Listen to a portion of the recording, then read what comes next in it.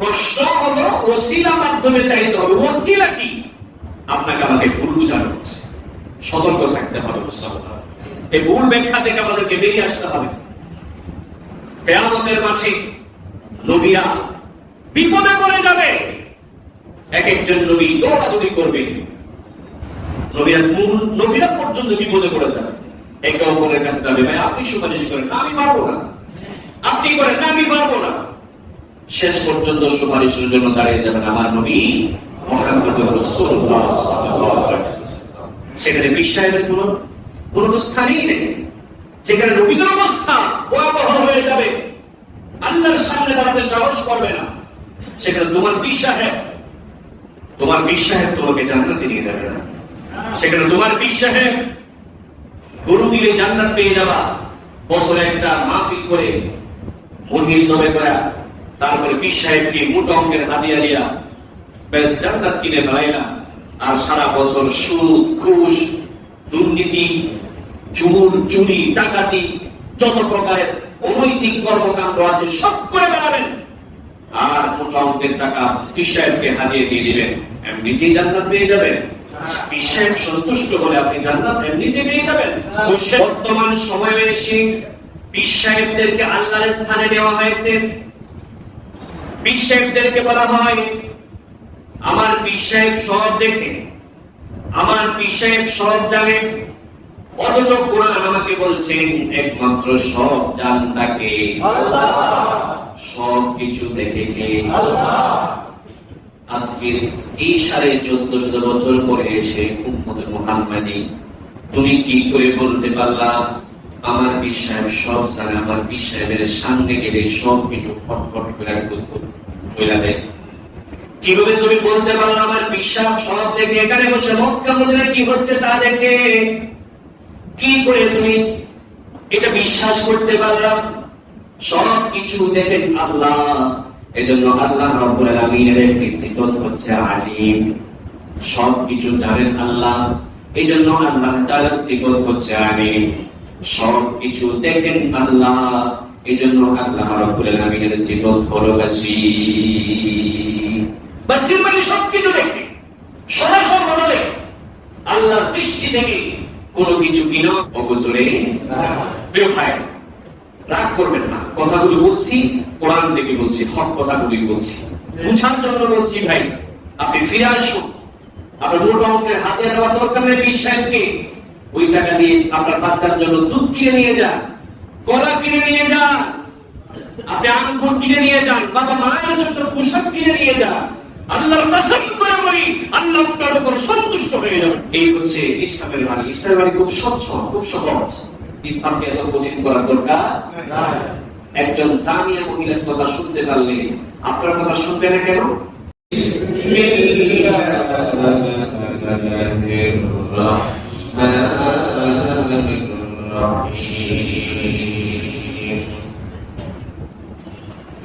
ولا تذرن آلهتكم ولا تذرن ودا ولا سواعا ولا يغوث ويعوق ونسرا. إن الله وملائكته يصلون على النبي يا أيها الذين آمنوا صلوا عليه وسلموا تسليما. بلغ العلا بكماله بجماله حسنت جميع خصاله. صلوا عليه وآله. بلغ العلا بكماله كشف الدجى بجماله حسنت جميع خصاله.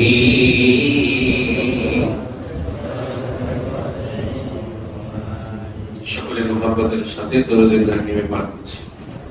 اللهم صل على محمد وعلى آل محمد كما صليت على إبراهيم وعلى آل إبراهيم إنك حميد مجيد اللهم بارك على محمد وعلى آل محمد كما باركت على إبراهيم وعلى آل إبراهيم إنك حميد مجيد মহান রব্বুল আলামিনের দরবারে লাখো কোটি শুকরিয়া জ্ঞাপন করছি যে মহান রব্বুল আলামিন আমাদের সকলকে প্রতি জুমার ন্যায় এই জুমাতেও পবিত্র সালাতুল জুমআ আদায় করবার উদ্দেশ্যে পৃথিবীর শ্রেষ্ঠতম স্থান আল্লাহর মসজিদে সকলকে আসার বসার তৌফিক এনায়েত করেছেন। সেজন্য মহান দরবারের দরবারে কালিমাত শুকর পাঠ করছি, সকলে সহজ স্বরে পড়ে নিচ্ছি আলহামদুলিল্লাহ। সম্মানিত মুসলিম کرام, কোরআন কারীমের সূরাতুন নূহের 23 নম্বর আয়াত তেলাওয়াত করেছি। আজকে আপনাদের সামনে সাইয়্যিদানা ওয়া নবিয়ানা হযরত নূহ আলাইহিস সালাতু ওয়াস সালামের দাওয়াতের পদ্ধতি কি ছিল এবং দাওয়াত দিতে গিয়ে তিনি কিরকম কষ্টের শিকার হয়েছিলেন এ বিষয়ে আপনাদের সামনে আলোকপাত করার ইচ্ছা করেছি। ওয়া তাওফীক ইল্লা বিল্লাহ আলাইহি তাওয়াক্কালতু ওয়া ইলাইহি উনীব। আল্লাহ তাআলা আমাদের সকলকে আলোচনা শোনার, বুঝার এবং সেই মোতাবেক আমল করবার তৌফিক এর করুন সকলে বলি আমিন। হযরত আদম আলাইহিস সালাতু ওয়াস সালামের পরে হযরত নূহ আলাইহিস সালাতু ওয়াস সালামের আগমন হয়েছে। আদম আলাইহিস সালাতু ওয়াস সালাম যখন সন্তানদেরকে ইসলামের দাওয়াত দিয়েছিলেন, সন্তানরা ইসলাম গ্রহণ করেছে, ইসলাম মোতাবেক তাদের জীবন যাপন করতে শুরু করেছে। একটি পর্যায়ে আদম আলাইহিস সালাতু ওয়াস সালাম যখন চলে গেলেন, তার সন্তানেরা মূর্তি পূজার দিকে ঝুঁকে পড়েছে। আদম আলাইহিস সালাতু ওয়াস সালামের সন্তানেরা মূর্তি পূজার দিকে ঝুঁকে পড়েছে। তখন আদম সন্তানকে আল্লাহ তাআলা শিরক মুক্ত ইবাদত করার জন্য মূর্তি পূজা ছেড়ে আল্লাহ রাব্বুল ইজ্জত ওয়াল জালালের ইবাদত করার জন্য, আল্লাহর দিকে ডাকার জন্য আল্লাহ তাআলা আদম সন্তানের মাঝে যে নবীকে প্রেরণ করেছেন সেই নবীর নাম হচ্ছে হযরত নূহ আলাইহিস সালাম। হযরত নূহ আলাইহিস সালাম কখন আসলেন এই ব্যাপারে বুখারীর একটি বর্ণনা রয়েছে। বুখারীর বর্ণনাতে রাসূল করিম সাল্লাল্লাহু আলাইহি ওয়াসাল্লাম বিস্তারিত বর্ণনা করেছেন। নবী আলাইহিস সালাতু ওয়াস সালাম বলেন, আদম সন্তানেরা 5 জন আল্লাহর ওলিকে আল্লাহর ওলির প্রতিকৃতি বানিয়ে, আল্লাহর ওলির মূর্তি বানিয়ে 5 জন আল্লাহর ওলির প্রতিকৃতি বানিয়ে আদম সন্তানেরা পূজা করা শুরু করে দিয়েছে। এই 5 জন ওলি কারা কারা? 5 জনের নাম কোরআনুল কারীমে এসেছে। একজনের নাম হচ্ছে ওয়াদ, আরেকজনের নাম হচ্ছে সুয়া, আরেকজনের নাম হচ্ছে ইয়াহুদ, আরেকজনের নাম হচ্ছে ইয়াউক, আরেকজনের নাম হচ্ছে নাসার। এই 5 জন হচ্ছে আল্লাহ পাকের নিকটতম বান্দা। ওনারা হচ্ছেন আল্লাহর ওলি, বড় বুজুর্গ ছিলেন। এই 5 জন যখন ইন্তেকাল করলেন, তখন আদম সন্তানেরা 5 জনের প্রতিকৃতি বানিয়ে, মূর্তি বানিয়ে বাসায় রেখেছে, মসজিদে রেখেছে। বিভিন্ন রাস্তার ধারে ধারে রেখেছে, জাদু করে সাজিয়ে রেখেছে ওই আল্লাহর ওলিদের মূর্তি বা প্রতিকৃতি। যখন তারা মারা গিয়েছে, তাদের পরবর্তী প্রজন্ম যখন পৃথিবীতে আসছে, তখন তারা বলছে আমাদের বাপ দাদাদেরকে দেখেছি, এদেরকে সামনে নিয়ে তারা ইবাদত বন্দেগী করত, মনে হয় এই পাঁচজন ওলির ইবাদতই আমাদের বাপ দাদারা করত। কাজী চলো আমরা আমাদের বাপ দাদার মতো এই পাঁচজন ওলির ইবাদত করি, ওলির পূজা করি, বলি নাউজুবিল্লাহ। আচ্ছা বলুন তো, বাপ দাদারা এই পাঁচজনের প্রতিকৃতি যে মসজিদে বা বিভিন্ন জায়গায় রেখেছে, এটা রেখেছে ভক্তি থেকে নাকি ইবাদত করার জন্য? ভক্তি থেকেই রেখেছে, ইবাদত করার জন্য তারা রাখে। কিন্তু তাদের যে পরবর্তী জেনারেশন, তাদের সন্তানেরা, তাদের নাতিপুতিরা যখন আসছে, তখন তারা মনে করেছে যে আমাদের বাপ দাদারা এদের ইবাদত করতো, এদের পূজা করত। এই জন্য তারা এসে এই পাঁচজনের ইবাদত শুরু করে দিয়েছে, তারা শিরকে লিপ্ত হয়েছে। তখন আল্লাহ রাব্বুল ইজ্জত ওয়াল জালাল হযরত নূহ আলাইহিস সালাতু ওয়াস সালামকে পাঠান, বললেন পয়গম্বর নূহ, আপনাকে আমি তাদের কাছে পাঠিয়ে দিচ্ছি, আপনি তাদের কাছে যান। আল্লাহ পুরো মানুষদেরকে আমি আল্লাহ রাব্বুল ইজ্জত ওয়াল জালালের দিকে আপনি ফিরিয়ে দেন। তারা বিভিন্ন মূর্তির পূজা করছে, তাদেরকে এই কথা বলে আল্লাহ ছাড়া আর কারো ইবাদত করা যাবে না। আল্লাহ রাব্বুল ইজ্জত ওয়াল জালাল বলছেন, ওয়ালাকাদ আরসালনা নূহান ইলা কওমিহি ইন্নী লাকুম নাযীরুম মুবিন। আল্লাহ তাআলা বলছেন, আমি প্রেরণ করেছি নূহকে ইলা কওমিহি, তার গোত্রের নিকট আমি প্রেরণ করেছি, এই কথা বলে যে নূহ তুমি বলে দাও ইন্নী লাকুম নাযীরুম মুবিন, আমি তোমাদের জন্য স্পষ্ট সতর্ককারী হিসেবে প্রেরিত হয়েছি। আল্লাহ তাআলা আমাকে নবী করে পাঠিয়েছেন, তোমরা আমাকে নবী হিসেবে মানো, তোমরা আমার কথা মেনে নাও। সুবহানাল্লাহ। হযরত নূহ আলাইহিস সালাতু ওয়াস সালামের জামানায় যখন যেই জামানায় তিনি এসেছেন, সেই জামানার মানুষেরা আল্লাহর ওলিদেরকে রবের স্থানে রেখে, আল্লাহর স্থানে রেখে পূজা করা শুরু করে দিয়েছে। বর্তমান সময়ে যদি আমাদের সমাজের দিকে তাকায়, এই কথা অনেকটাই আমরা বলতে পারি যে কিছু কিছু মুসলমান ভাইয়েরা আল্লাহর ওলিদেরকে আল্লাহর স্থানে রেখে তাদেরকে সিজদা পর্যন্ত করছে। কথা বলে ঠিক? আগেকার যুগে ওলিদেরকে মূর্তি বানায়া তাদের ইবাদত করত।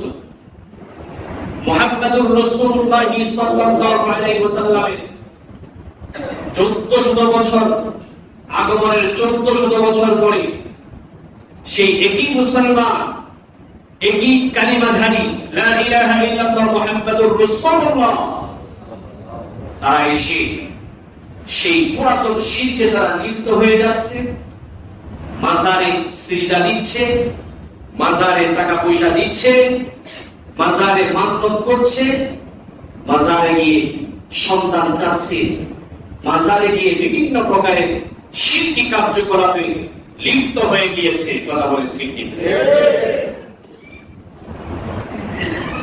অথচ নবী রাসূলদেরকে পাঠানো হয়েছে এই জন্য যে মানুষ যদি মানুষের মুখাপেক্ষী হয়ে যায়, মানুষ যদি মানুষের কাছে চাইতে থাকে, তাহলে যা আল্লাহ তাআলা বলছেন তারা আর প্রকৃত মানুষ থাকে না। আমি আল্লাহ রাব্বুল ইজ্জত ওয়াল জালাল, মানুষ আমার কাছে চাইবে, কোন মানুষ মানুষের কাছে চাইতে পারে না। এই মানুষ মানুষের কাছে যারা চায়, সেই মানুষদের প্রয়োজন পূরণ করে রেখে আল্লাহ। আপনি যাদের কাছে চাইতে গেলেন মাজারে, আপনি যাদের কাছে চাইতে গেলেন পীর সাহেবের দরবারে, সেই মাজার এবং পীর সাহেবের মনোবাসনা, মনোকামনা, চাহিদা পূরণ করেন কে? আল্লাহ। যে আল্লাহ পূরণ করেন সে আল্লাহর কাছে আপনি যেতে পারেন না। এত গর্দভ হয়ে গেলাম কেন? এই সামান্য কথাটুকু আমরা বুঝি না। প্রশ্ন করতে পারেন, হুজুর আমরা তো বাজারে যাই সন্তান চাওয়ার জন্য না, আমরা বাজারে যাই ওলি আল্লাহর মাধ্যমে, ওসিলা ধরে।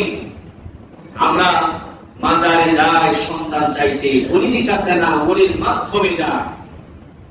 তখন আমি বলবো, প্রিয় ভাই, আপনার কোরআন হাদিসের জ্ঞানের গভীর আপনার যথেষ্ট অভাব রয়েছে। তার কারণ কোরআন আমাদেরকে বলছে, উদউনি আস্তাজিব লাকুম। আল্লাহ তাআলা বলছেন, এরা আমার বান্দারা শোনো, তোমরা আমার কাছে যাও, আমার কাছে যাও, আস্তাজিব লাকুম, আমার কাছে চাইলেই তোমার সেই চাহত আমি আল্লাহ রাব্বুল ইজ্জত পূরণ করে দেব। সুবহানাল্লাহ। এখন প্রশ্ন করতে পারেন, হুজুর কোরআনে আল্লাহ তো এটাও বলেছেন, ওয়াবতাগু ইলাইহিল ওয়াসিলা, আল্লাহর কাছ থেকে ওসিলার মাধ্যমে তোমরা যাও, কোরআনে তো এটাও আছে। প্রিয় ভাই, ওসিলা মানে ওলি মাজারের পীর সাহেবের মাধ্যমে চাইতে হবে, ওসিলা মানে সেটা নয়। সেটা আপনাকে আমাকে পকেট ভারী করার জন্য, গরু মহিষের জন্য, হাদিয়া, মোটা অঙ্কের হাদিয়ার জন্য আপনাকে ভুল মেসেজ দিচ্ছে। ওসিলা মানে বুঝে নেন, ওসিলা শব্দের মানে হলো, ওসিলা মানে হলো, সমস্ত মুফাসসিরে কেরাম তাফসীর কিতাবে লিখছে, ওসিলার মানে হলো নামাজের মাধ্যমে আপনি আল্লাহর কাছে যান, তাসবিহের মাধ্যমে আপনি আল্লাহর কাছে যান, জিকিরের মাধ্যমে আপনি আল্লাহর কাছে যান। আল্লাহর কাছে চাইবেন, এমনিতে হাত উঠায় দিয়েন না। অন্তত পক্ষে 2 রাকাত নামাজ করেন, অন্তত পক্ষে কিছু কোরআন তেলাওয়াত করেন, অন্তত পক্ষে কিছু দান খয়রাত করেন। দান খয়রাত করে, নামাজ পড়ে, জিকির আজকার করে, কোরআন তেলাওয়াত করে আপনি আল্লাহর কাছে যান। ওসিলা মানে হচ্ছে কোরআন তেলাওয়াত, ওসিলা মানে হচ্ছে জিকির আজকার, ওসিলা মানে হচ্ছে দান সাদাকা, ওসিলা মানে হচ্ছে নামাজ। এই ওসিলার মাধ্যমে আপনি আল্লাহর কাছে যান। আমার আল্লাহ তাআলা বলছেন, আমার কাছে চাইতে দেরি, আমি আল্লাহ তাআলা তোমার প্রয়োজন পূরণ করতে দেরি হবে না। সুবহানাল্লাহ। ক্লিয়ার কথা? প্রশ্ন হলো ওসিলা মাধ্যমে চাইতে হবে। ওসিলা কি? আপনাকে আমাকে ভুল বুঝানো হচ্ছে, সতর্ক থাকতে হবে। এই ভুল ব্যাখ্যা থেকে আমাদেরকে বেরিয়ে আসতে হবে। কিয়ামতের মাঠে নবীরা বিপদে পড়ে যাবে, এক একজন নবী দৌড়াদৌড়ি করবে, নবীরা পর্যন্ত বিপদে পড়ে যাবে। একে অপরের কাছে যাবে, ভাই আপনি সুপারিশ করেন, আমি পারবো না, আপনি করেন, আমি পারবো না। শেষ পর্যন্ত সুপারিশের জন্য দাঁড়িয়ে যাবেন আমার নবী মুহাম্মদুর রাসূলুল্লাহ সাল্লাল্লাহু আলাইহি ওয়াসাল্লাম। সেখানে বিশ্বাসের কোনো স্থানই নেই। যেখানে নবীদের অবস্থা ভয়াবহ হয়ে যাবে, আল্লাহর সামনে দাঁড়াতে সাহস করবে না, সেখানে তোমার বিশ্বাস তোমাকে জান্নাতে নিয়ে যাবে না।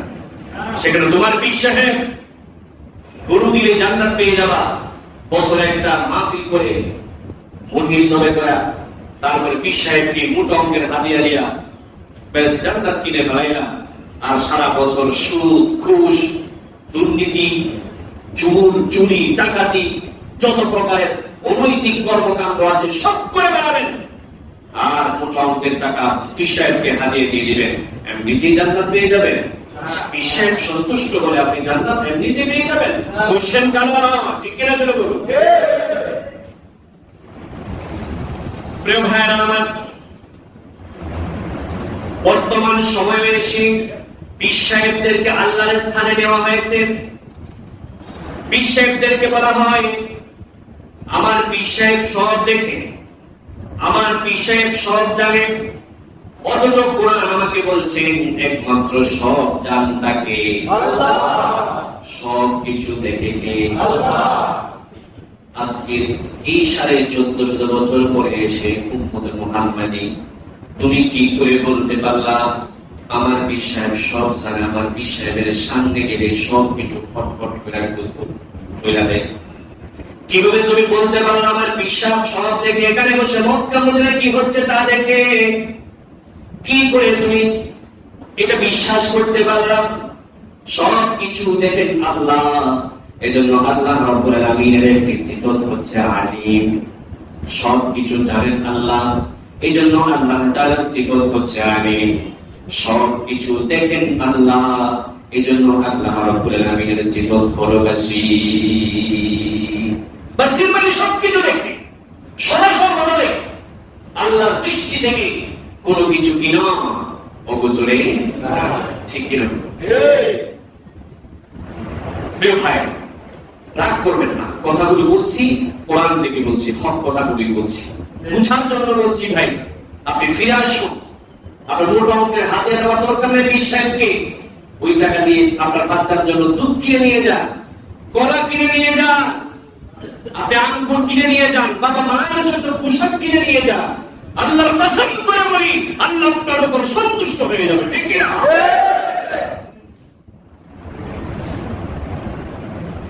এই হচ্ছে ইসলামের বাণী। ইসলামের বাণী খুব স্বচ্ছ, খুব সহজ।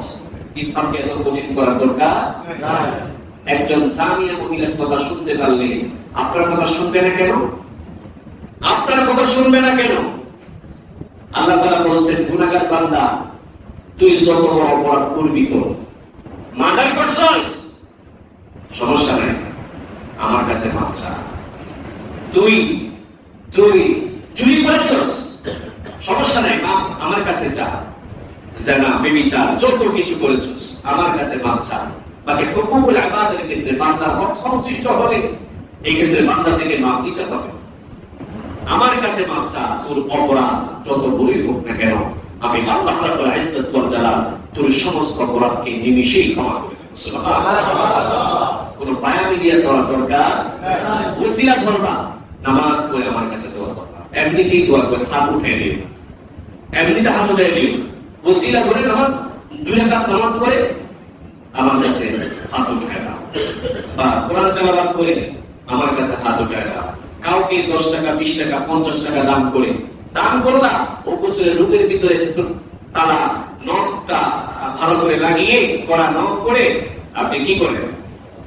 আল্লাহর কাছে চান, ও কোচরে চান, আল্লাহ 50 টাকা দান করে আল্লাহ তুমি আমার এই মনোবাসনা পূরণ করো। পূরণ করবেন কি? আল্লাহ। হযরতে নূহ আলাইহিস সালাতু ওয়াস সালাম আসলেন, এসে বললেন, হে আমার জাতি শোনো, তোমরা যে 5 জন ওলির তোমরা ইবাদত আর্চনা তোমরা করছো, পূজা যাদেরকে তোমরা করছো, তাদের প্রয়োজন পূরণ করেছেন কে? আল্লাহ। তাদের প্রয়োজন যখন আল্লাহ পূরণ করেছে, কাজে তোমরাই সেই আল্লাহর কাছে যাও না কেন? এলাকার মানুষেরা হযরত নূহ আলাইহিস সালাতু ওয়াস সালামের এই দাওয়াত শুনে হতভম্ব হয়ে গেল। তারা বলতে লাগলো, নূহ তো পাগল হয়ে গেছে, নূহ আবার কোন আল্লাহর দিকে দাওয়াত দেয়? কোন দিকে দাওয়াত দাও আমাদেরকে? তুমি কি পাগল হয়ে গেল? ওই এলাকা, ওই রাষ্ট্রে যারা তদানীন্তন সময় যারা নেতা ছিল, নেতাদের কাছে খবরটা চলে গেল, নেতা আমরা তো প্রোগ্রাম করি, ইয়ারুকের একটা প্রোগ্রাম, ওয়াদের একটা প্রোগ্রাম, সোয়াইর একটা প্রোগ্রাম, যে 5 জনের তো আমরা বছরে 5টা প্রোগ্রাম করি। এখন নতুন করে এই বেটা এসা কর যে তার নাকি একটা রব আছে, সেই রবের উপর নাকি ঈমান আনতে হবে, দ্বীনের দাওয়াত, ইসলামের দাওয়াত, এগুলো কি বলে? তারা বলছে, তাই নাকি? কি বলো তুমি? হ্যাঁ। এখন নেতাদের তো মাথা খারাপ হয়ে গেছে। তার কারণ কি? যদি আল্লাহ তাআলা দাওয়াত দেওয়া শুরু করে মানুষরা যদি ইসলাম ধর্মে পরিপূর্ণরূপে ঢুকে পড়ে, এই ঈমানদার মুসলমান নেতা নেত্রীর পিছে কখনো করবে না, ঠিক না? তখন তারা চাইবে আল্লাহর জমিনে আল্লাহর দ্বীন কিভাবে বাস্তবায়ন করা যায়, সেই আন্দোলনে তারা শরীক হয়ে যাবে। নেতাদের চেয়ার কি ঠিক থাকবো? ঠিক থাকবে না। এখন তাদের চেয়ারের মন চলে গেছে, আমাদের চেয়ার বাঁচাইতে হবে। চেয়ার বাঁচাইতে হলে কি করতে হবে? চেয়ার বাঁচাতে হলে 1 নাম্বার কথা, এই মানুষদেরকে সে যে বুঝাচ্ছে, দাওয়াত দিচ্ছে, আমাদেরকে মানুষদেরকে উঠান বৈঠক করে মানুষদেরকে মিছিল মিটিংয়ে নিয়ে গিয়ে বিভিন্ন উপলক্ষ করে আমরা র্যালি করে মানুষের মাঝে একটু জনসচেতনতা আমরা তৈরি করব, ঠিক না? জনসচেতনতা কি করবো? তৈরি করব। মানুষদেরকে আমরা বুঝাবো, মানুষদেরকে আমরা বলবো যে তোমরা এর কথা শুনবা না। ওই ভাষণে, বিভিন্ন মঞ্চে, বিভিন্ন মিটিংয়ে, মিছিলে, বিভিন্ন আপনার উঠান বৈঠকে যে সমস্ত কথা বা বক্তব্যগুলো দ্বারা নেতারা মানুষদেরকে বুঝাইতে চেয়েছেন, ওই বক্তব্যগুলো আল্লাহ তাআলা কোরআনুল কারীমে কোট করে দিয়েছেন। আল্লাহু আকবার। নেতারা এখন জনগণের কাছে এলো, যাদের জনগণ হযরত নূহ আলাইহিস সালাতু ওয়াস সালামের বক্তব্যে বিভ্রান্ত না হয়ে পড়েন। নেতারা মানুষের ধারে ধারে চলে গিয়েছে, মিছিল মিটিং এর আয়োজন করেছে। নেতারা এখন বলছে ওয়ালা তাদারুন্না আলিহাতাকুম ওয়ালা তাদারুন্না ওয়াদ্দান ওয়ালা সুওয়া ওয়ালা ইয়াগুস ওয়া ইয়াউক ওয়া নাসরা। আয়াতটি এসেছে সূরাতুন নূহ 23 নম্বর আয়াত। সেখানে তারা কি বলছে? মানুষদেরকে বলছে, এ আমার রাষ্ট্রের মানুষ, প্রিয় দেশবাসী, শুনে রাখুন, নতুন একজন পাগলের আবির্ভাব হয়েছে। সে তার রবের দাওয়াত দিচ্ছে। আমরা যে যাদের অনুসরণ করি, যাদের আর্চনা করি, পূজা করি, যাদের ইবাদত করি, সে বাকি পাঁচজনের যে আর্চনা করি, তাদের ইবাদত করতে সে বারণ করছে। প্রিয় দেশবাসী, আপনাদেরকে সচেতন থাকতে হবে। আপনারা এই লোকের কাজে, এই লোকের কথায়, এই লোকের কাছে যাবেন না, এই লোকের কথায় কান দেবেন না। যেখানেই পাবেন এই সমস্ত লোকদেরকে, যেখানেই পাবেন সেখানেই সাইজ করবেন। এই বলে বলে মানুষদেরকে সচেতনতামূলক বক্তব্য দিচ্ছে। কথাটা বুঝতে পারতেছি? যেখানেই পাবেন সেখানেই সাইজ করবেন, যেখানেই পাবেন সেখানেই মারবেন, সেখানে লাঠি সোটা নিয়ে দৌড়ান দিবেন। আর কোন ওষুধ নাই, মায়ের উপরে কোনো ওষুধ নাই। এরকম করে তাদেরকে প্রতিহত করতে হবে, এরকম মানুষদেরকে বুঝাচ্ছে। তখন হযরত নূহ আলাইহিস সালাতু ওয়াস সালাম মানুষের কাছে যখন যেতেন, ওই নেতাদের সচেতনতামূলক মিটিং এর কারণে মানুষ এখন লাঠি সোটা নিয়ে হযরত নূহ আলাইহিস সালাতু ওয়াস সালামের উপর আক্রমণ শুরু করে দিয়েছে। যে মাত্র দাওয়াতের জন্য যেতেন, আক্রমণ শুরু করে দিয়েছে। আক্রমণ করতে করতে পরে নূহ আলাইহিস সালাতু ওয়াস সালামের মতো মায়ের এই পৃথিবীতে যত নবী রাসূল এসেছেন, কোন নবী রাসূল খান এত মায়ের খেয়েছেন। নূহ আলাইহিস সালাতু ওয়াস সালাম তাফসীরের কিতাবে এসেছে, নূহ আলাইহিস সালাতু ওয়াস সালামের আসল নাম ছিল আব্দুল গফফার। কিন্তু নূহ আলাইহিস সালাতু ওয়াস সালাম এত মায়ের খাইছেন, আল্লাহ তাআলা একদিন তাকে ডাক দিলেন, ইয়া ও নূহ। আল্লাহু আকবার। এখন প্রশ্ন করতে পারেন, হুজুর আগে নাম ছিল আব্দুল গফফার, আল্লাহ তাআলা নূহ বলে নাম ডাক দিয়েছেন, নূহ বলে নামে ডাক দিয়েছেন, নূহ নামে নাম ডাক দিয়েছেন। আব্দুল গফফার আর নূহের মাঝে বা তার কর্ম পদ্ধতির মাঝে কানেকশন কেন নূহ বলে নাম ডাক দেওয়া হয়েছে? এর কারণ মুফাসসিরিন কেরামগণ ব্যাখ্যা করছেন এইভাবে যে হযরত নূহ আলাইহিস সালাম যখন দাওয়াতের জন্য বের হতেন, হযরত নূহ আলাইহিস সালাতু ওয়াস সালামকে মানুষ লাঠি দিয়ে পিটাইত। হাতে যা পাইতো, গাছ পাশ যা পাইতো, স্টাম রান্না হকিস্টিক যা পাইতো তা দিয়ে পিটাইত। দাওয়াত দিতে গেলেই পিটাইত। এখন মায়ের খাইতে খাইতে বেচারা মাটিতে, আমাদের নূহ নবী মাটিতে শুয়ে পড়তেন এবং তিনি কান্নাকাটি করতেন, ফুফরে ফুফরে তিনি কাঁদতেন, চোখের পানি আপনার বেশি বেশি পড়তো। এভাবে একটি বার নয়, দুটি বার নয়, দাওয়াত দিয়েছেন তিনি 950 বছর। কখনো লাঠির পিঠা, কখনো বাঁশের পিঠা, কখনো গাছের পিঠা, কখনো ঘুষি লাঠি, কত প্রকারের যে মায়, আবার কখনো কখনো বড় বড় পাথর হযরত নূহ আলাইহিস সালামের শরীরের উপরে রেখে দেওয়া হতো। জিবরিল আমিন আসতেন, এসে পাথরগুলো সরায়া নূহ আলাইহিস সালামকে সেখান থেকে উদ্ধার করতেন। এই কষ্ট কেন? তো দ্বীনের জন্য। কোন দ্বীন? আল্লাহর দ্বীন। ও প্রিয় ভাইরা, আল্লাহর দ্বীন যদি একনিষ্ঠভাবে আপনি এখনো যদি পালন করেন, আপনার উপরে সেই লাঠি রাখা, আপনার উপরে সেই নির্যাতন আসবে কি আসবে না? আর যদি আপনি কোনভাবে মুসলমান বাস তাল মিলাইয়া মুসলমান হন, আপনার উপর নির্যাতন আসবে না। কথা বলেন ঠিক কি না? যদি কোরআনের কথা বলেন, সঠিক কোরআনের কথা বলেন, আপনার উপর নির্যাতন আসবে। আপনি যদি আজকে যদি বলেন যে কোরআনের বিধান জানা করলে বিবাহিত পুরুষকে মৃত্যুদণ্ড দিতে হবে, এই বিধান যদি চিল্লায় চিল্লায় আপনি যদি রাস্তায় করা থাকান, আপনাকে কিছুক্ষণ পরে এসে পুলিশ এসে ধরে নিয়ে যাবে। ঠিক কিনা? বাংলাদেশ সংবিধান বিরোধী। ঠিক কিনা বলেন? এটা সংবিধান বিরোধী আইন।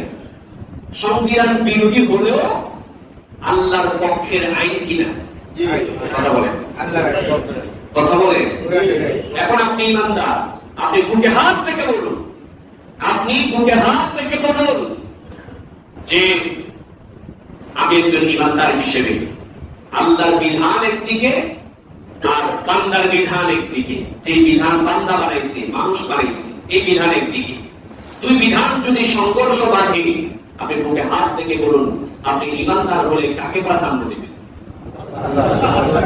আল্লাহর বিধানকে প্রাধান্য দিতে হবে। কিন্তু আপনি দিতে পারছেন? কথা বলতে হবে, দিতে পারছেন? দিতে পারছেন। তার মানে আমরা এখনো পরিপূর্ণ ইমানদার হতে পারি না।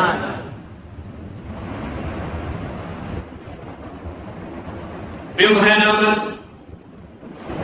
হযরত নূহ আলাইহিস সালামকে পাথরের নিচ থেকে হযরত জিবরিল আমিন উঠাইলেন।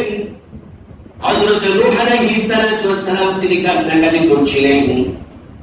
এরকম একবার নয়, দুইবার নয়, এক বছর নয়, দুই বছর নয়, 100 বছর, 200 বছর নয়।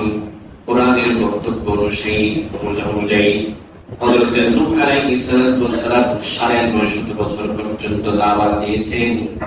950 বছর পর্যন্ত নির্যাতনের শিকার হয়েছেন, জুলুমের শিকার হয়েছেন। কান্নাকাটি করতে করতে একটি পর্যায়ে আল্লাহ তাআলা ডাক দিলেন, ইয়া নূহ, নাহা ইয়া নূহ। নূহ শাব্দিক অর্থ হলো ক্রন্দনকারী, কান্নাকাটিকারী, ক্রন্দনকারী। যে ব্যক্তি কান্দে তাকে বলা হয় নূহ। নূহ আলাইহিস সালাম মায়ের আঘাতে কান্নাকাটি করত, দু চোখ দ্বারা পানি বেয়ে বেয়ে পড়ত। এই জন্যই আল্লাহ রাব্বুল ইজ্জত নাম দিয়েছেন ইয়া নূহ। তাহলে বুঝতে পারলাম হযরত নূহ আলাইহিস সালাম যখন দাওয়াত দিয়েছেন, গোত্রের লোকেরা, এলাকাবাসীরা তাকে লাঠি সোঁটা দিয়ে প্রহার করেছে, তার উপর নির্যাতনের স্টিম রোলার চালিয়েছে। হযরত নূহ আলাইহিস সালাম এত নির্যাতন দেখেও দিন থেকে এক বিন্দু পরিমাণ, এক চুল পরিমাণ পিছপা হয়েছিলেন কিনা? এখনো পর্যন্ত যারা ইমানদার আছে তারা জেলকে বরণ করে নেবে, প্রয়োজনে ফাঁসির কাস্টে ঝুলতে থাকবে, তারপর দিন থেকে এক চুল পরিমাণ তারা পিছপা হবে না। ঠিক কিনা? এটাই হচ্ছে ইমানদারের লক্ষণ। ইমানদার বলে, ইমানদার তো বলবে যে আমার এই দুনিয়াতে এসেছি মাত্র কয়েক বছরের জন্য, 50-60 বছরের জন্য। আমার অফুরন্ত হায়াত তো আমার মৃত্যুর পরে। এই 50-60 বছর যদি আমি আল্লাহর নামে কুরবান করতে পারি, অফুরন্ত হায়াত হবে আমার আল্লাহর সামনে। ঠিক কি না? অফুরন্ত হায়াতে জান্নাতে আমি সুখে শান্তিতে বসবাস করতে পারবো, আল্লাহর সন্তুষ্টি অর্জন করতে পারবো। আর আল্লাহ তাআলা তো বলছেন, ওয়া খালাকতুল জিন্না ওয়াল ইনসা ইল্লা লিয়াবুদুন। এই পৃথিবীতে ও মানুষ, তোমাদেরকে আমি সৃষ্টি করেছি শুধুমাত্র আমার ইবাদত করার জন্য। ইবাদত মানে হলো আল্লাহ তাআলা প্রত্যেকটা বিধান মান্য করার জন্য আল্লাহ তাআলা আমাদেরকে সৃষ্টি করেছেন। আমরা যদি আল্লাহ তাআলার প্রত্যেক আদেশ নিষেধ পালন করি, তাহলেই আমরা প্রকৃতপক্ষের আবেদ হতে পারবো, প্রকৃতপক্ষের ইবাদতকারী হতে পারবো। কথা বলে ঠিক? এখন শুধু আমরা নামাজ পড়ি, নামাজের বাইরে গেলে আবার সুদের সাথে জড়িয়ে যায়, আবার ঘুষের সাথে জড়িয়ে পড়ি, আবার গালিগালাজের সাথে জড়িয়ে পড়ি, জানাবে বিচারের সাথে জড়িয়ে পড়ি, মিথ্যা কথার সাথে জড়িয়ে পড়ি, ধোঁকাবাজির সাথে জড়িয়ে পড়ি, মারামারি কাটাকাটির সাথে জড়িয়ে পড়ি। তাহলে বোঝা গেল শুধু নামাজের নাম ইবাদত নয়, যা কিছু শরীয়তে নিষেধ হয়েছে, নিষেধ করা হয়েছে, এইসব বিষয় থেকে বিরত থাকার নামও ইবাদত। ঠিক প্রকৃত আবেদ হয়ে যেতে হবে। প্রিপারেশন হযরতে নূহ আলাইহিস সালামের ব্যাপারে যখন উঠান বৈঠক কিংবা সভা সেমিনার সিম্পোজিয়ামের মাধ্যমে যখন বুঝানো হলো এলাকাবাসীদেরকে যে লোক তো শরীরাল না, তোমরা এর কথা শুনো না, আমাদের ইলাহদের বিরুদ্ধে কথা বলে তার কথা শোনা যাবে না, এরকম যখন বলা হলো তার উপর আক্রমণ শুরু করা হলো। 2 জন মানুষ ইসলাম ধর্ম গ্রহণ করেছে, 2 জন মানুষ, অল্প মুসলিমের কয়েকজন মানুষ, তাও তারা কোন কোয়ালিটির মানুষ? সমাজের মধ্যে যারা লবণান্তের পাত্তা পড়া একটা কথা আছে, ঠিক না?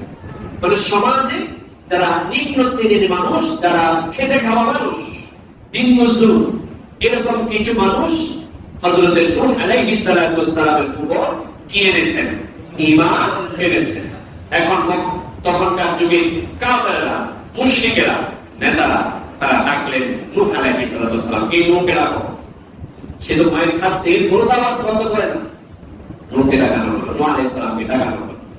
বললেন, তারা বলল যে হে নূহ, তুমি দাওয়াত কি বন্ধ করবে না? তুমি যে নবী, আল্লাহর পক্ষ থেকে প্রেরিত একজন নবী, আমরা তো তা মানতে পারবো না।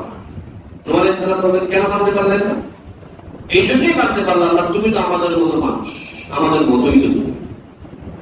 তোমার কাফেরদের নিকটে নবী হওয়ার জন্য সে হয়তো ফেরেশতা হওয়া লাগবে, নয়তো ভিন কোন প্রজাতির কিছু হইতে হবে, তারপর সে নবী হইতে পারে। তুমি তো আমার মতো মানুষ, আমার মতো খাও, পান করো, প্রস্রাব করো, পায়খানা করো, বিবি আছে, সবকিছু আছে। তুমি তো আমাদের মতোই মানুষ, তুমি কিভাবে নবী হও? নবী তোমাকে আমরা মানি না, আমাদের মতো তুমি মানুষ, সাধারণ মানুষ। আর ছোটবেলা থেকে তোমাকে আমরা দেখছি। যে অভিযোগটা নবী আলাইহিস সালামের দিকে করা হয়েছিল, কথা বলেন ঠিক কি? নবী মুহাম্মদ, তুমি কখন নবী হয়ে গেলা?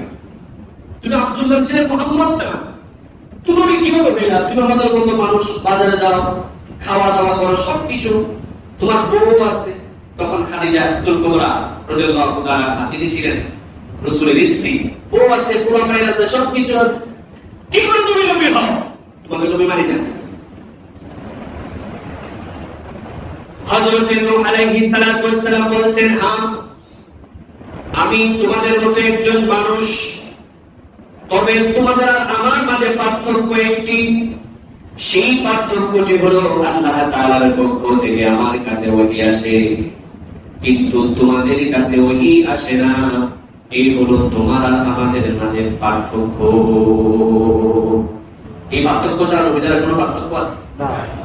মানুষ শুধু ওহী আসে, ওহী আসে না।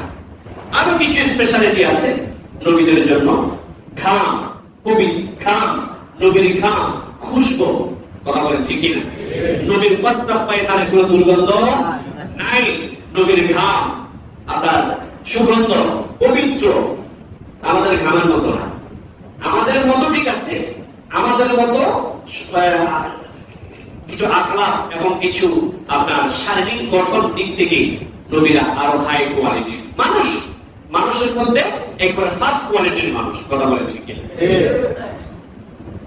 কাফেররা বলল, নেতারা বলল, শোনো, তুমি আমাদের মতো মানুষ, তাই তোমাকে আমরা নবী হিসেবে মানতে পারলাম না, 1 নম্বরের কথা। 2 নম্বরের কথা হলো, তোমার উপর যারা ঈমান এনেছে তারা তো খুব নিম্ন শ্রেণীর মানুষ, সমাজের মধ্যে যারা খাইতে পারে না, লবণ আনতে পান্তা ফুরাই যারা, তারাই তো তোমার উপরে ঈমান এনেছে। মজুরির জন্য টাকা উঠাচ্ছেন, যাদের সামর্থ্য নেই, তারপরে চেষ্টা করি আল্লাহ তাআলা আমাদের সকলের দানকে কবুল আর মঞ্জুর করে সকলে আমিন। প্রতি জমায় 100 টাকা, মনে আছে তো? ইনশাআল্লাহ প্রতি জমায় 100 টাকা করে দান করবেন। কাজ চলছে, আরো বেশি দান করবেন, আমাদের কাজ সম্পূর্ণ হওয়া পর্যন্ত একটু বেশি বেশি করে দান করবেন ইনশাআল্লাহ। আলোচনা শুনে, তোমার উপরে যারা ঈমান এনেছে তারা হচ্ছে সমাজের নিম্ন শ্রেণীর মানুষ। আচ্ছা বলুন তো দেখি, সমাজের নিম্ন শ্রেণীর মানুষ হোক বা হাই কোয়ালিটির মানুষ হোক, ইসলামের নিম্ন শ্রেণী এবং হাই কোয়ালিটির কোন বক্তব্য আছে কিনা? রিস্কাওয়ালা নামাজ পড়লে তাকে 10টি নেকি দেওয়া হবে, কিন্তু বড় লোক নামাজ পড়লে 20টি নেকি দেওয়া হবে, এমনটি কোনো বিধান আছে নাকি? ইসলাম বলে তুমি ধনী হও গরিব হও, মসজিদে যখন তুমি ঢুকবা তুমি আল্লাহর গোলাম হয়ে তোমাকে ঢোকা লাগবে, ঠিক না? মসজিদে যদি তুমি ঢুকো তোমাকে আল্লাহর গোলাম হয়ে ঢোকা লাগবে। এখানে তোমার সভাপতিগিরি চলবে না, এখানে তোমার মুতওয়াল্লিগিরি চলবে না। মসজিদের ভিতরে যখন তুমি নামাজ পড়তে এসেছো তখন তোমাকে আল্লাহর গোলাম হয়ে ঢোকা লাগবে, আল্লাহর গোলাম হয়ে মসজিদ থেকে বের হওয়া লাগবে, ঠিক না? মসজিদের বিভিন্ন মসজিদের কমিটি আছে, আলহামদুলিল্লাহ আমাদের এখানেও কমিটি আছে। মসজিদের কমিটি কেন? কারণ লাইট ফ্যান এই যে চারতলা হচ্ছে উন্নয়নের জন্য কমিটি, কথা বলেন ঠিক? এখানে কি বয়ান করবে না করবে এটা কি কন্ট্রোল করার জন্য কমিটি? আওয়াজ তো বলেন না। কোরআন হাদিসের আলোকে ইমাম সাহেব খতিব সাহেব বক্তব্য দিয়ে যাবেন, কথা বলেন ঠিক? যদি ইমাম ও খতিব যদি বক্তব্য না দেয়, তাদের ত্রুটি ছিপে দেওয়া হয়, তাহলে এই ইমাম খতিব আল্লাহর দরবারে আসামির কাজ করে তার কথা হবে কি হবে না? আপনারা কি চান আপনাদের ইমাম খতিবকে আসামির কাজ করে রাখবো না? আর আপনারা চাইলেও আমি তো বলবো না। তার কারণ কি? কথা বলে আমার জবাবদিহিটা কার কাছে? আল্লাহর কাছে। কার কাছে? আল্লাহর কাছে। এইজন্য আমাদের হযরত নূহ আলাইহিস সালাতু ওয়াস সালামকে বলা হলো সমাজের নিকৃষ্টতম মানুষ যারা, নিম্ন শ্রেণীর মানুষ যারা আপনার অনুসারী, আপনার উপরে ঈমান এনেছে, কাজে আমরা তোমার ধর্মের সঠিক ধর্ম সেটা তো আমরা মানতেই পারলাম না। এবং আমরা এও দেখতেছি সমাজের মধ্যে তুমি হচ্ছ আমাদের মধ্য থেকে সবচেয়ে নিম্ন শ্রেণীর মানুষ। তোমার কাছে কোনো টাকা পয়সা নাই, বিকেল বেলা কি খাইবা সেই টাকাও নাই, তুমি এখন আসছো তুমি দাবি করতে। ও লোক, তোমার কোন টাকা পয়সার প্রয়োজন করে আমাদেরকে বলো, আমরা কালেকশন করে কিছু টাকা পয়সা তোমাকে আমরা দিই। তারপরও তুমি আমাদের যে 5 জন খোদা আছে, যে 5 জনের আমরা উপাসনা করি অর্চনা করি, এই 5 জনের বিরুদ্ধে তুমি কোনো কথা বলবা না।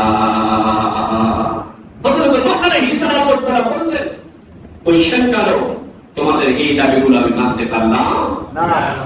হযরতের এই কথাগুলো যে কাফেররা যে বলছে, নেতারা যে বলছে, আমি নেতা বলছি এই জন্য, কোরআনে নেতা বলেছে এই জন্য বলছি, নেতারা যে কথাগুলো বলছে সূরাতুল হুদের 27 নম্বর আয়াত খুলে দেখুন, সেখানে আল্লাহ তাআলা বলে দিয়েছেন ফাকালাল মালাকুল লাযীনা কাফারু মিন কওমিহি মা নারাকা ইল্লা বাশারাম মিথলানা।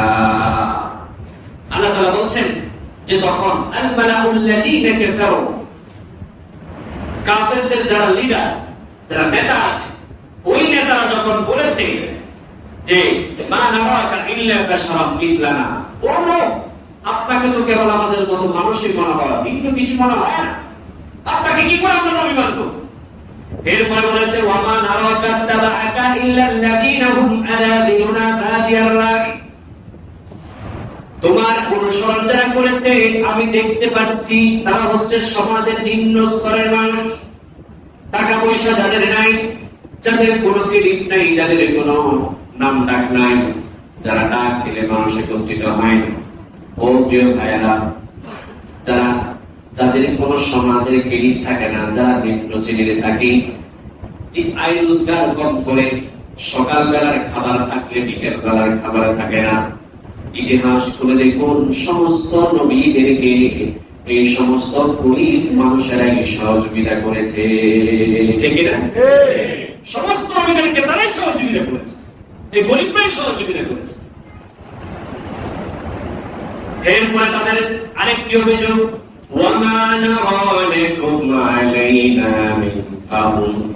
তোমার কাছে আমরা তেমন কোনো বৈশিষ্ট্য দেখতে পাচ্ছি না, তুমি তো আমাদের মতো মানুষ, তুমি তোমার কাছে তো সকালবেলার খাবার থাকে, বিকাল বেলার খাবার থাকে না, কাজে কি করে তুমি নেতা হও? তখন হযরতে নূহ আলাইহিস সালাতু ওয়াস সালাম উত্তর করলেন, লা আকুলু লাকুম ইন্নী খাযাইনুল্লাহ ওয়া লা আ'লামুল গায়বা ওয়া লা আকুলু ইন্নী মালাক।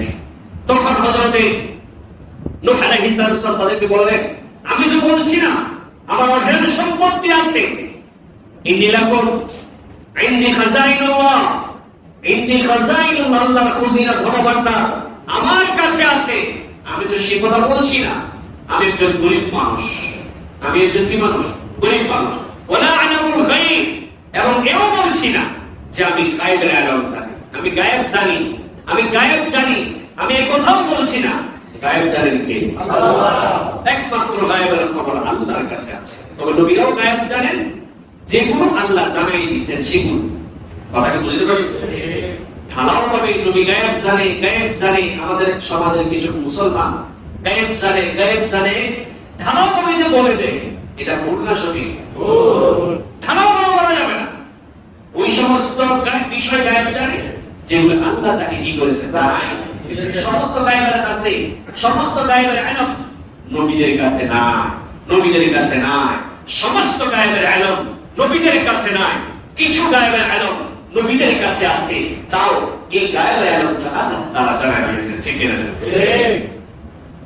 এরপরে হযরত নূহ আলাইহিস সালাতু ওয়াস সালাম বলেন, ওয়ালা আকুলু ইন্নী মালাক, আমি এও বলিনি যে আমি ফেরেশতা, আমি তোমাদের মতোই মানুষ, আমি যে ফেরেশতা সেটাও তো দাবি করছি না, আমার টাকা পয়সাও নাই।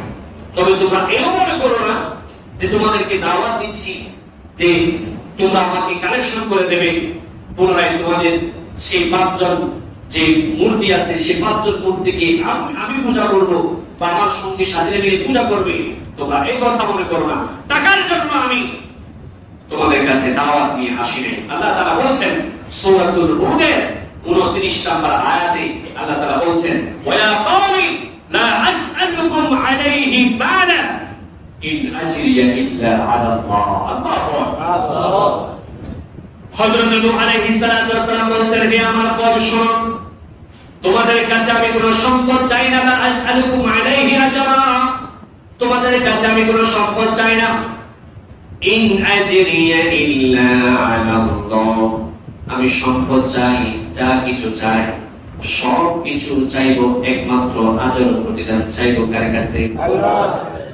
হযরত নূহ আলাইহিস সালাতু ওয়াস সালাম বলেন, তোমাদের কাছ থেকে আমরা বা আমি কোনো কানাকড়ি চাচ্ছি না, সম্পদ চাচ্ছি না, টাকা পয়সা চাচ্ছি না। কাজে তোমরা কালেকশন করার দরকার নাই, আমাকেও দেওয়ার দরকার নাই।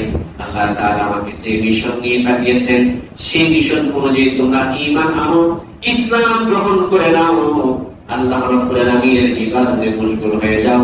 পাঁচজন যে মূর্তির পূজা করছো সেই পাঁচজনের মূর্তি পূজা ছেড়ে দাও, এ দাওয়াত দিয়েছে। এরপরে আরেকটা অভিযোগ করা হয়েছে যে নিম্ন শ্রেণীর মানুষেরা তোমার ইসলাম, তোমার ধর্ম গ্রহণ করছে, তোমার অনুসারী হয়েছে। হযরত নূহ আলাইহিস সালাতু ওয়াস সালাম বলেন সূরাতুল হুদের 29 নম্বর আয়াতে এটার জবাব হযরত নূহ আলাইহিস সালাতু ওয়াস সালাম যেভাবে দিয়েছেন আল্লাহ তাআলা আমাদেরকে শোনাচ্ছেন, খুব করে দিয়েছেন। হযরত নূহ আলাইহিস সালাতু ওয়াস সালাম বলেন, ওয়া মা আনা বিতারিদিল লাযীনা আমানু ইন্নাহুম মুলাকু রাব্বিহিম ওয়ালাকিন্নী আরাকুম কওমান তাজহালুন। মুহাম্মদ বলেন, আমার সঙ্গী সাথী যারা নিম্ন শ্রেণীর রয়েছে তাদেরকে আমি তাড়াতে পারবো না। তোমরা এই কথা বলে আমার কাছ থেকে তাদেরকে তাড়িয়ে দিতে চাচ্ছ, আমি তাদেরকে তাড়াবো না। তারা আমার সাথী, তারা আমার সঙ্গী। আমি এটা নিশ্চিত করে বলছি, ইন্নাহুম মুলাকু রাব্বিহিম, তারা আল্লাহর সাথে সাক্ষাতে চলে যাবে। আল্লাহু আকবার। নিম্ন শ্রেণীর হলেও তারা আল্লাহর সাথে কোথায় চলে যাবে? সাক্ষাতে চলে যাবে। ওয়ালাকিন্নী আরাকুম কওমান তাজহালুন, কিন্তু তোমরা যারা আমার এই দাওয়াত গ্রহণ করছো না, মনে রাখবে তোমাদেরকে আমি সুস্পষ্ট গুমরাহিতে দেখতে পাচ্ছি, তোমাদেরকে অজ্ঞতায় আমি দেখতে পাচ্ছি। কওমান তাজহালুন, তোমরা এমন তো যে কওমের কাছে কোনো হিদায়াতের জ্ঞান বলতে কিছু নাই। নাউযুবিল্লাহ। ভাইরা, হযরত নূহ আলাইহিস সালাতু ওয়াস সালাম, হযরত নূহ আলাইহিস সালাতু ওয়াস সালাম এভাবে তাদেরকে পাল্টা জবাব দিয়ে দিলেন। তারা মনে করেছে এই কথা বললে নূহ আলাইহিস সালাতু ওয়াস সালাম কি করবেন? তাদেরকে তারাই দিবেন, আমাদের কাছে আমাদের রূপে আমরা তার ধর্ম গ্রহণ করব, এই রূপে এই গরিবদেরকে তারাই দিবেন, এই কথাটা মনে করেছে। একবার আমার নবীর সাথে এরকম ঘটনা ঘটেছে, মুহাম্মদুর রাসূলুল্লাহ সাল্লাল্লাহু আলাইহি ওয়াসাল্লামের সাথে ঘটনা ঘটেছে। মক্কার কাফেরদের সাথে বড় বড় লিডাররা এসেছে নবীর দরবারে, মিটিং চলছে নবীর সাথে। মক্কার কাফেররা, মক্কা শাইবা, যারা বড় বড় লিডাররা আছে, যারা মক্কাকে লিড করে, যাদের নেতৃত্বে মক্কা চলে, গোটা জামাত রাসূলের কাছে আসছে মুসলমান হওয়ার জন্য না, দেখা সাক্ষাৎ করার জন্য, এমনি কোনো কথা আপনার বেশি বিশৃঙ্খলা সৃষ্টি না করার জন্য। ওদের ভাষায় বিশৃঙ্খলা ইসলামের দাওয়াত, এই জন্য আসছে।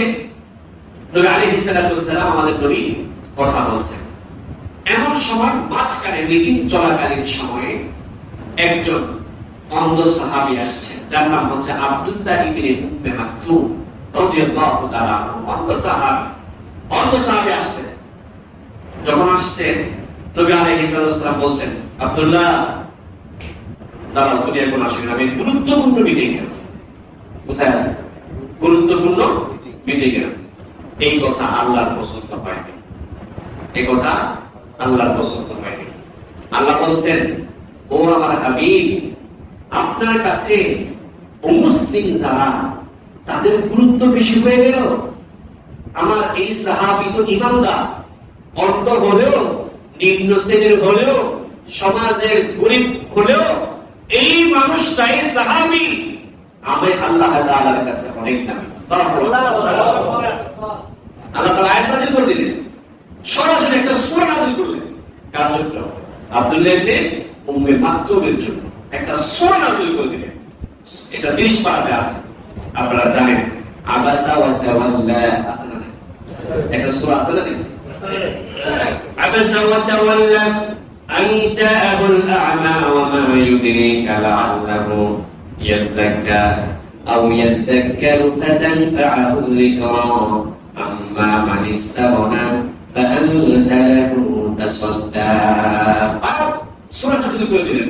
আল্লাহ বলেন, ও হাবিব, কি করছেন আপনি? এটা আপনি কাদেরকে প্রাধান্য দিচ্ছেন আর কাকে তাড়াই দিচ্ছেন? সে তো আপনার কাছে কোনো নসিহত গ্রহণ করার জন্য এসেছিলেন, কোন মাসআলা জানার জন্য এসেছিলেন। আপনি তাকে এরকম তাড়াই দিলেন, তাকে এরকম মানে পাত্তা দিলেন না। নবী, এই কাজ আমার, আপনার এই কাজটা আমার পছন্দ হয়, আপনার এই কাজটা আমার পছন্দ হয়। মানে যখন নবীর যে কাজ পছন্দ না হবে, আল্লাহ সাথে সাথে নবীকে ধরাই দেন কি দেন? ধরাই দেন কি দেন না? ধরাই দেন। একদিন আমার নবী কি করেছে? মধু খাবে না পছন্দ করেছে, ঠিক কিনা? মধু খাবে না পছন্দ করেছে, বলছেন আমি আর মধু খাবো না। কেন? এক বিবির কাছে গিয়েছে, ওই বিবির কাছে প্রতিদিন আসর নামাজের পরে নবী মধু খাইতে যেতেন, মধু খায় চলে আসতেন। এখন অন্য বিবিরা যখন খেয়াল করেছে, বললেন না, এক বিবির কাছে প্রতিদিন আসর নামাজের পরে যায় মধু খাইতে, সতীন তো, ঠিক কিনা? নবীর বউ হলো আমাদের আম্মা জানো সতীন না? সতীনের কিন্তু যেটা দ্বন্দ্ব, এটা কিন্তু সেই নবী আলাইহিস সালাম জমানা থেকে আমার সতীন আছে, এটা সহ্য করলো না। বললেন আসুক নবী, আসুক, আজকে এমন একটা কথা বলবো যাদের ওই বাসায় না যায়। নবী আসছে, এসে বললেন, ইয়া রাসূলুল্লাহ, আপনি কি খাইছেন? কেন কি খাইলেন? আমি মধু খাইলাম। না না, আপনি অন্য কিছু খাইছেন, দুর্গন্ধ করে, দুর্গন্ধ বাইরে হবে, আপনি অন্য কিছু খাইছেন। নবীর শরীর দিয়ে দুর্গন্ধ বের হবে, এটা কল্পনা করা যায়? কল্পনাই করা যায় না। দুর্গন্ধ বের হচ্ছে, আপনি কি খাইছেন? আপনি তো মধু সাথে কিছু খাইলেন না। তো নবী আলাইহিস সালাম বলছেন, আমি কসম করছি আমি আর মধু খাইতাম না, আর মধু খাইতাম না। এখন পছন্দ করে বলেছে আল্লাহ তাআলা এই কথাটা আল্লাহ তাআলা কি করলেন? পছন্দ করলেন না। নবী, আমি তো মধু দিয়েছি তোমাদের জন্য, আমার বান্দাদের জন্য, আর সমস্ত রোগের ওষুধ এই মধুর ভিতরে নিহিত। এই মধু খুব উপকারী মধু, এই মধু খুব উপকারী মধু। এখানে এই আমার এই সৃষ্টি মহামূল্যবান ওষুধ খাওয়া থেকে আপনি নিজেকে বিরত রাখছেন, আপনি পছন্দ করে ফেললেন। না না, হবে না। আল্লাহ তাআলা আয়াত নাযিল করে দিলেন, ইয়া আইয়ুহান নবী লিমা তুহাররিমু মা আহাল্লাল্লাহু লাকা তাবতাগী মারদাতি আসওয়াজি। আল্লাহ তাআলা বলেন, ও আমার নবী, আপনি কেন এমন একটা বিষয়কে নিজের উপর হারাম করে নিয়েছেন, যে বিষয়টিকে, যে বস্তুটিকে আমি আল্লাহ হালাল করেছি। হালাল হারাম তো আমি করব, আমি যেটাকে হালাল করলাম আপনি সেটা নিজের উপর হারাম করে নিলেন কেন? কসমের মাধ্যমে। ও নবী, আপনার কসম আপনি উঠায় নেন, আগামী কাল থেকে আপনাকে অবশ্যই মধু খাইতে হবে। আল্লাহ তাআলা কি করলেন? আবার মধু আমার নবী আবার খাওয়া শুরু করলেন। এই জন্য আল্লাহ নবী সাল্লাল্লাহু আলাইহি ওয়াসাল্লাম থেকে কোনো অসংকোচে দেখা দিবে, সাথে সাথে আল্লাহ নবী আলাইহিস সালামকে আল্লাহ তাআলা কি করেছেন জানালেন, এ নবী, এটা একটু রং হচ্ছে, সতর্ক হয়ে যান, কারণ এই দিন হচ্ছে কমপ্লিট স্কুল অফ লাইফ। এই কমপ্লিট করতে গিয়ে এখানে যত কিছু করা লাগে আল্লাহ তাআলা নবীর মাধ্যমে তত কিছু করে এই দিন আমাদের পর্যন্ত কমপ্লিট করে নবী আলাইহিস সালাতু সালাম এই দুনিয়া থেকে বিদায় নিয়ে গেছেন। ঠিক কি না? ঠিক। আরো আলোচনা রয়েছে ইনশাআল্লাহ, আগামী জুমাতে ইনশাআল্লাহ হবে। তো আলাইহিস সালাতু সালামের দাওয়াতি করব। ওয়া আখিরু দাওয়ানা আলহামদুলিল্লাহি রাব্বিল আলামিন। আসসালামু আলাইকুম।